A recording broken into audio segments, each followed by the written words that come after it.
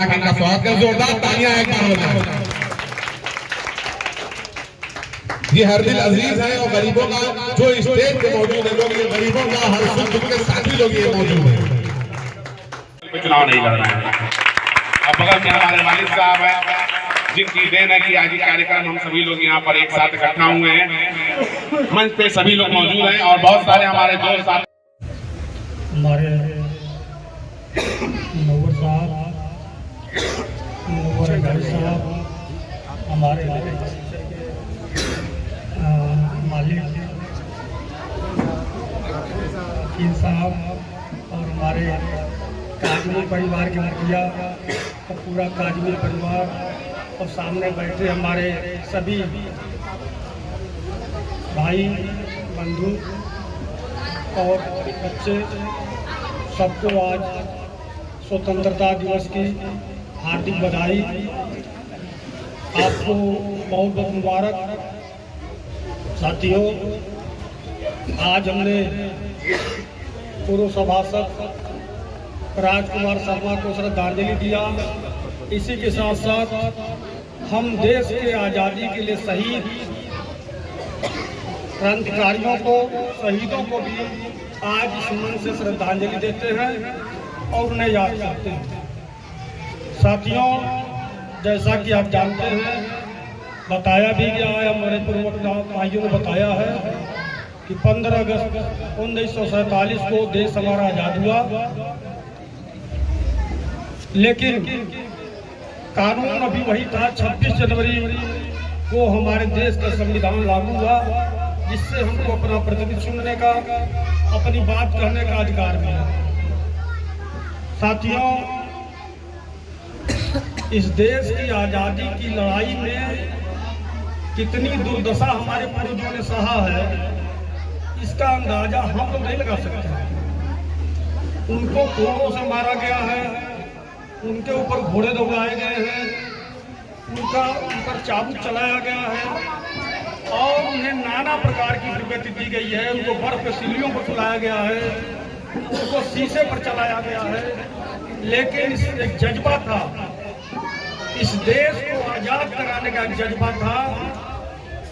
हमारे घर के मालिक अंग्रेज बने हुए थे, हमारी बहन बेटियों की इज्जत सुरक्षित नहीं थी, हमारे सारे व्यवस्था पर उनका अधिकार था।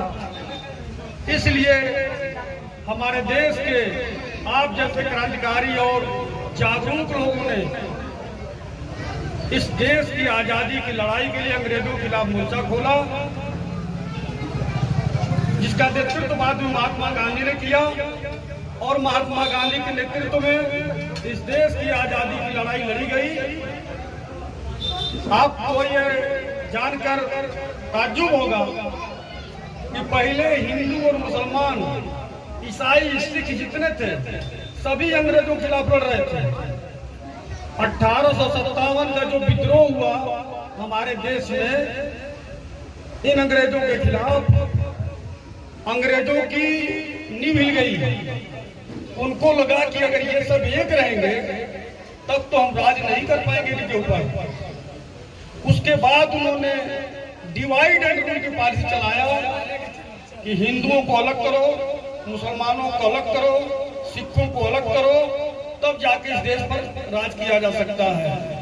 ये देश 1857 में ही आजाद हो गया होता, लेकिन ये उनकी रणनीति थी, जिसके तहत एक प्रचार कराया गया कि जो चर्बी, जो कारतूस बनी है, मुसलमानों को बताया गया कि पहले दांत से खींचना होता था। जो कारतूस बनती थी उसको दांत से खींचना होता था कि इसमें सुअर की चर्बी मिली हुई है।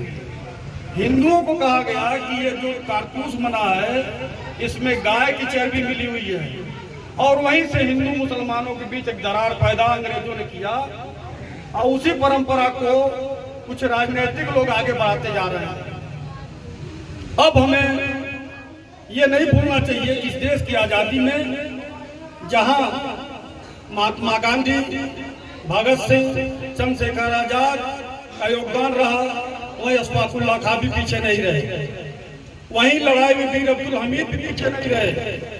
वहीं मौलाना अबुल कलाम आजाद साहब और तमाम सभी संप्रदाय, सभी समाज के लोग इस देश की आज़ादी में आगे बढ़ करके लड़ाई लड़े। नतीजा ये हुआ, हमारे घर की महिलाएं अपना जेवर तक उस आंदोलन में माताओं बहनों ने अपना जेवर दिया, नौजवानों ने अपना खून दिया, बुजुर्ग लाठी खाए जेल गए। ये सारी लड़ाई लड़ने के बाद आज हम भाषण देने की स्थिति में और अब सुनने की स्थिति में है और आज अपनी सरकार आप बना रहे हैं। साथियों, उस अंग्रेजों की पॉलिसी जो थी डिवाइड एंड रूल, बांटो और राज करो, इसको हमको नहीं चलने देना है। हमको भारत को एक रखना है। हम धर्म के नाम पर नहीं लड़ेंगे, हम सभी धर्म का सम्मान करेंगे।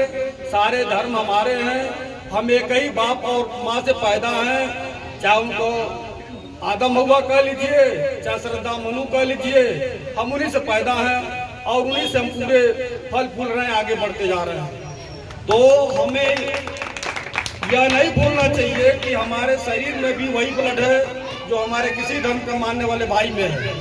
हम जितना मंदिर का सम्मान करते हैं, उतने मस्जिद का सम्मान करते हैं, उतने अपने देश का सम्मान करते हैं और सम्मान करते रहेंगे।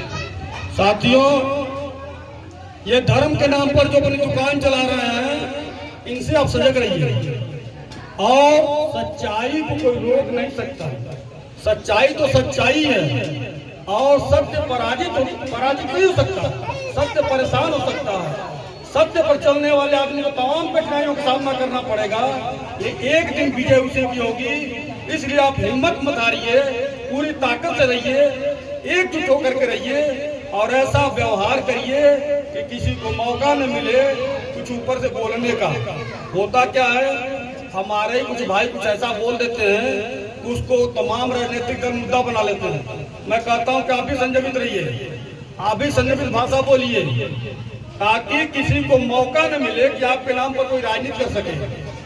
साथियों, बहुत सी बातें हैं, बहुत से काम हैं, बहुत जगह जाने भी हैं।